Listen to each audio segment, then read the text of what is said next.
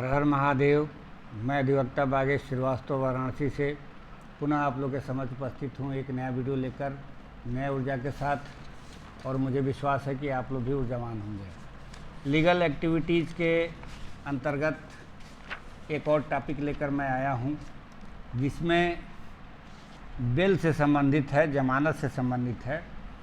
और यह धारा कवर करता है भारतीय दंड संहिता की धारा 419, 420 और 467, 468 एवं 471। इन धाराओं में अमूमन जमानत न्यायालय नहीं देती है, लेकिन दो केस मेरे सामने हैं। स्क्रीन पर आप देख रहे होंगे, एक D K Setty versus Central Bureau of Investigation on 24 सितंबर 2018 का मामला है। और एक केस और है जो इसके बाद मैं चर्चा करूंगा, Ramesh Prasad versus state of UP on 13 September 2022। इन दोनों केसों के आधार पर आप आराम से इन धाराओं में जमानत करा सकते हैं।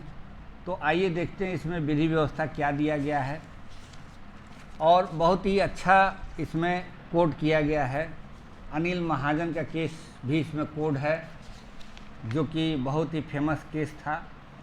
और इस केस में सिर्फ जो है जमानत से संबंधित हम लोग चर्चा करेंगे कि जमानत में आखिर जमानत मिलता क्यों है, इस पे फोकस किया गया है। तो हम देखते हैं इसके पेज नंबर 3 को हम जब देखेंगे, इसमें आप देखिए धारा 439 दंड प्रक्रिया संहिता के अधीन पिटीशन जो है फाइल किया गया है। और उसमें ये सेक्शन देख लीजिए, आप लोग के स्क्रीन के सामने है। 420, 467, 468, 471 और 120B। और साथ में आपके जो है रीड विथ है सेक्शन 13 का उपधारा 2 और 13 का उपधारा 1D prevention of corruption act 1988। ये धाराएं लगी हुई थी ये डीके सेट्टी के मामले में। और उन धाराओं में माननीय न्यायालय द्वारा क्या कहा गया उसको देख लेना जरूरी। कई केसों का इसमें कोड किया गया है, लेकिन खासकर जिस केस से संबंधित ये चर्चा हम करने जा रहे हैं वो इसको देखना ज़रूरी है। ये देखिए आप इसमें जो है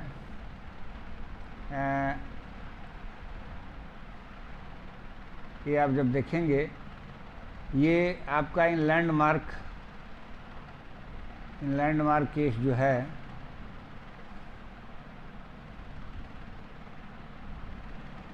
लैंडमार्क केस, ये देखिए संजय चंद्र केस जो है सुप्रा, इसमें सुप्रीम कोर्ट ने क्या कहा है इसको देख लेना बहुत ज़रूरी है।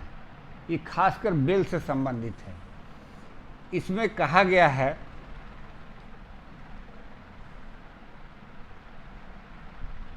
एक सेकेंड, इसमें ये कहा गया है, in bail application generally it has been laid down from the earliest time that the object of bail is to secure the appearance of the accused person at his trial by reasonable amount of bail. The object of bail is neither punitive nor preventive.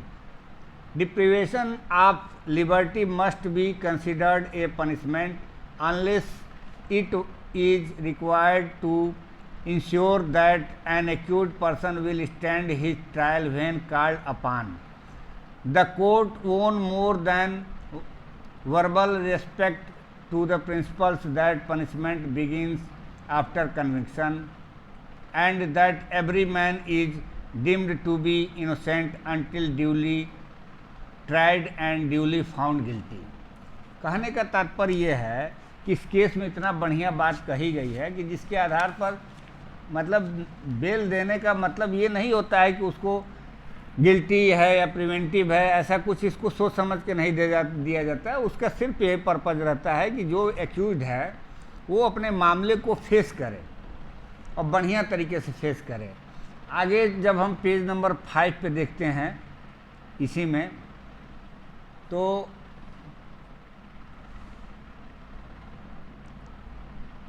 आगे जब हम देखेंगे, देखते हैं इसमें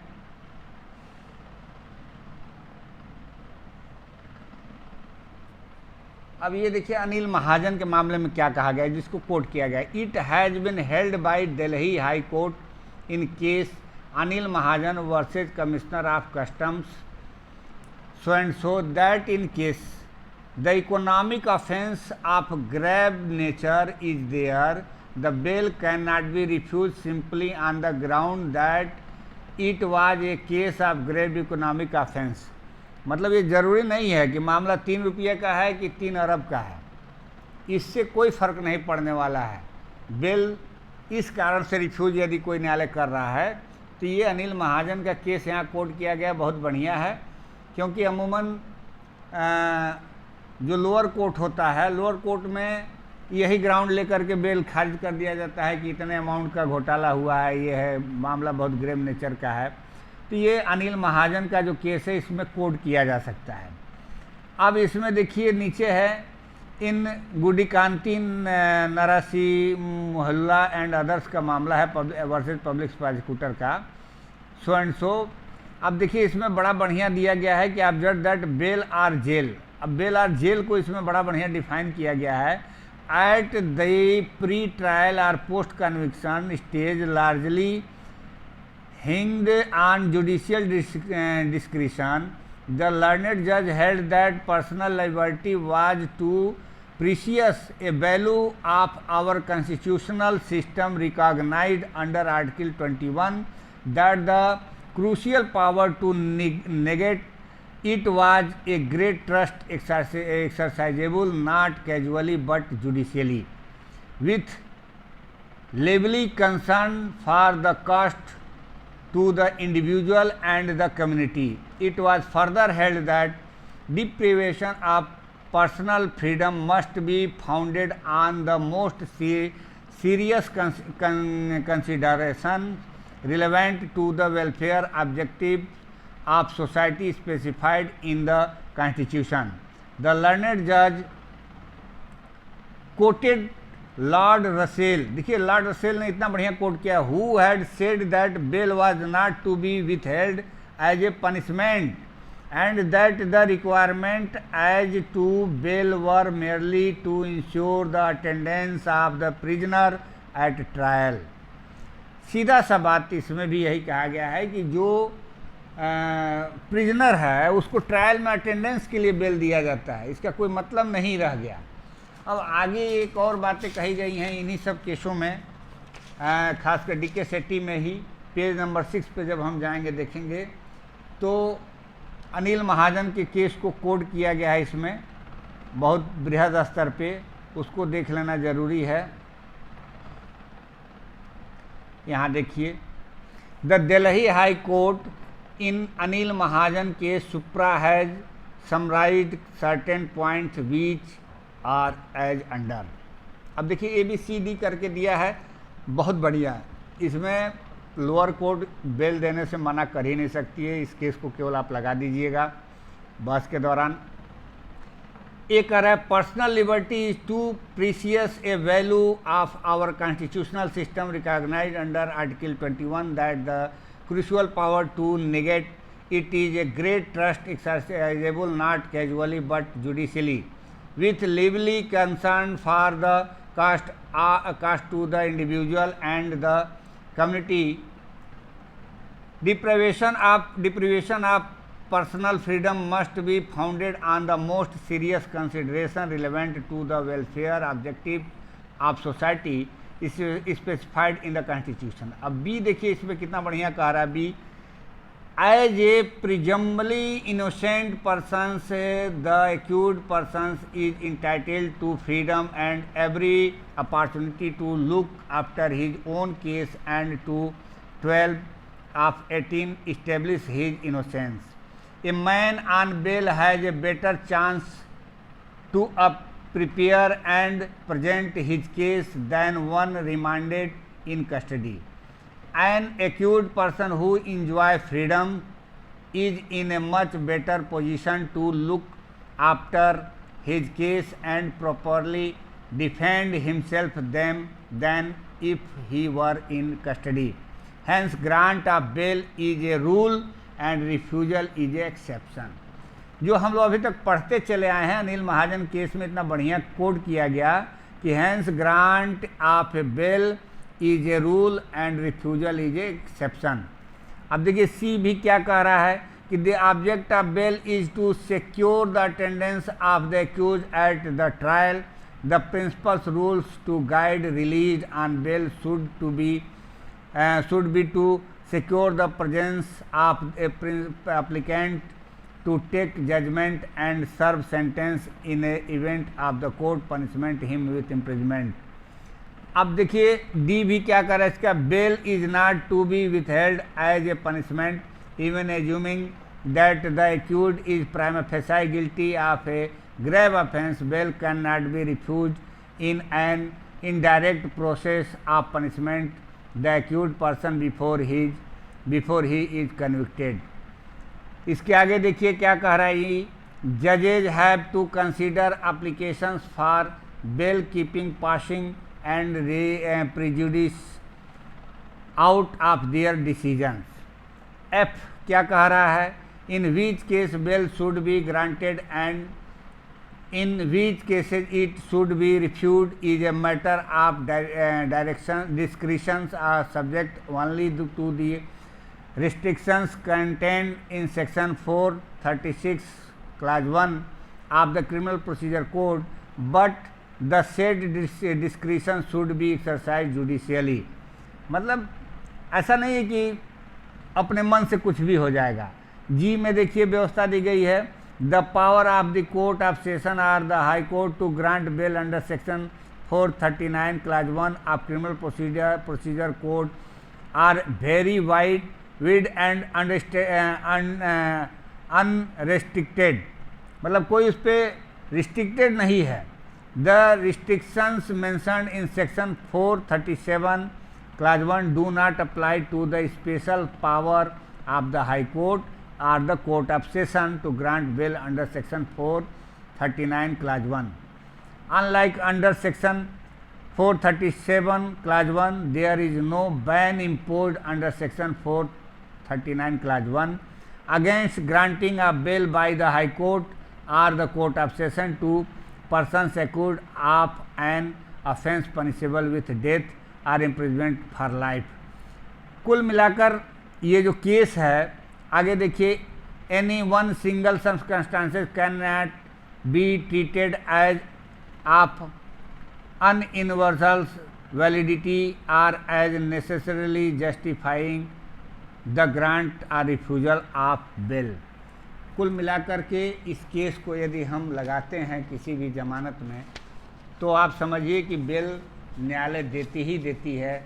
और आगे का जो केस है, अब पेज नंबर 9 पे भी इसमें कुछ बातें कही गई हैं, सेम वही चीज़ कहा गया है इन सब में भी। अब आपको पूरा जब ये जजमेंट पढ़ेंगे तो आपको पता चलेगा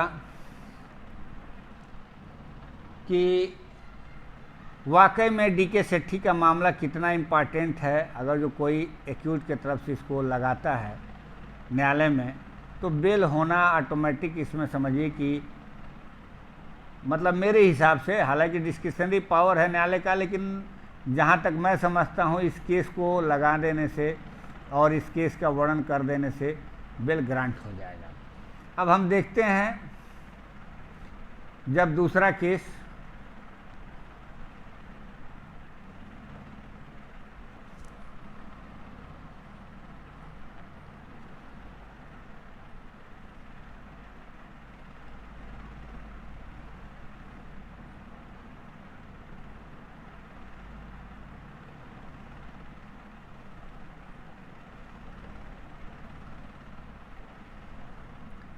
दूसरे केस के बारे में देखते हैं।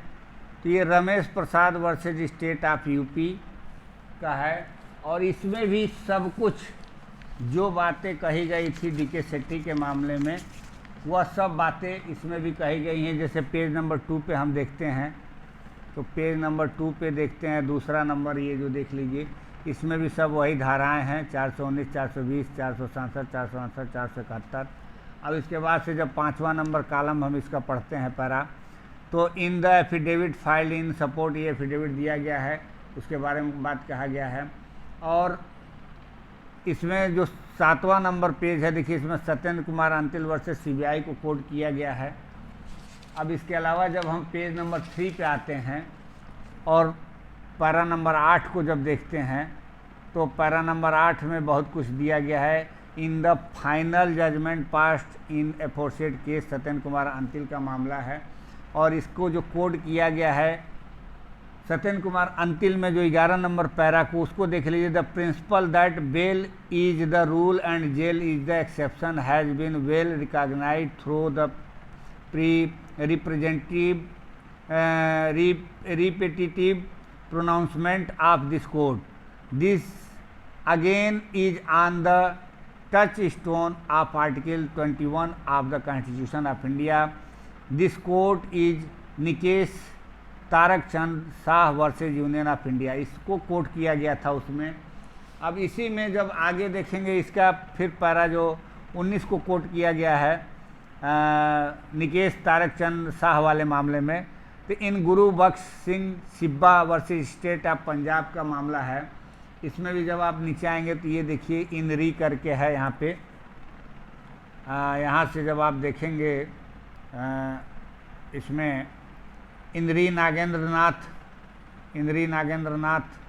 करके है, चंद्रकावती इंद्री करके। इस केस में that the object of bail is to secure the attendance of the accused at the trial, that the proper test to be applied in the solution of the questions whether bail should be granted और refusal is whether it is probable that the party will appear to take his trial and that it is indisputable that bail is not to be withheld as a punishment. In two other cases which significantly are the merit conspiracy case. इस मामले में भी यही कहा गया है। आगे जब हम पढ़ेंगे इसको और नीचे जो इसका इसमें जो कोट किया गया है तो इसको हम जब देखेंगे तो यहाँ पे ये फिर वही बात कहा गया है कि the criminal procedure code was the grant of bail is the rule and refusal is the exception. An accused person who enjoys freedom is in a much better position to look after his case and to properly define himself that if he were in custody as a presumably innocent person he is therefore entitled to freedom and every opportunity to look after his own case. A presumably innocent person must have his freedom to enable him to establish his innocence. मेरा कहने का तात्पर्य बस इतना है कि इन दो केसों को आप लोग लगाइए और मेरा मानना है कि बेल होना 100% तय है। अब जैसे ये further this court Sanjay Chandra versus CBI के मामले में भी इसमें भी सारी बातें वही कही गई हैं जो अभी हम डीके सेट्टी के मामले में कहे थे। In bail application generally it has been laid down from the earliest times that the object of bail is to secure the appearance of the accused person at his trial by reasonable amount of bail. The object of bail is neither punitive nor preventive. तो निष्कर्ष ये है कि जब इस case का वर्णन हम करेंगे जब कभी हम न्यायालय के समक्ष, तो बेल न्यायालय देगी और मेरा विश्वास है कि 100% जमानत मंजूर हो जाएगा। तो जो प्रैक्टिशनर हैं लोअर कोर्ट के या हाई कोर्ट के जो भी हो सकते हैं, कोई किसी के लिए बाउंडेशन नहीं है, मेरा सजेशन है कि इन धाराओं में यदि किसी को बेल ग्रांट कराना है तो इस केस का हवाला दे करके आप बेल ग्रांट करा सकते हैं न्यायालय से रिक्वेस्ट करके। बाकी चूँकि समय लंबा हो जाएगा, वीडियो लंबा हो जाएगा, अन्य केसों के साथ मैं पुनः उपस्थित रहूँगा। तब तक के लिए इजाज़त चाहता हूँ। और वीडियो बंद करने से पहले मेरा निवेदन है कि यदि आप मेरे इस चैनल को सब्सक्राइब नहीं किए हैं, नए हैं, तो सब्सक्राइब ज़रूर कर लें और बेल आइकन पे क्लिक कर दें ताकि इस प्रकार का जो भी मैं वीडियो अपलोड करूँ तो आपको सूचना तुरंत मिल जाए। मिलते हैं अगले वीडियो में, तब तक के लिए धन्यवाद। जय श्री राम।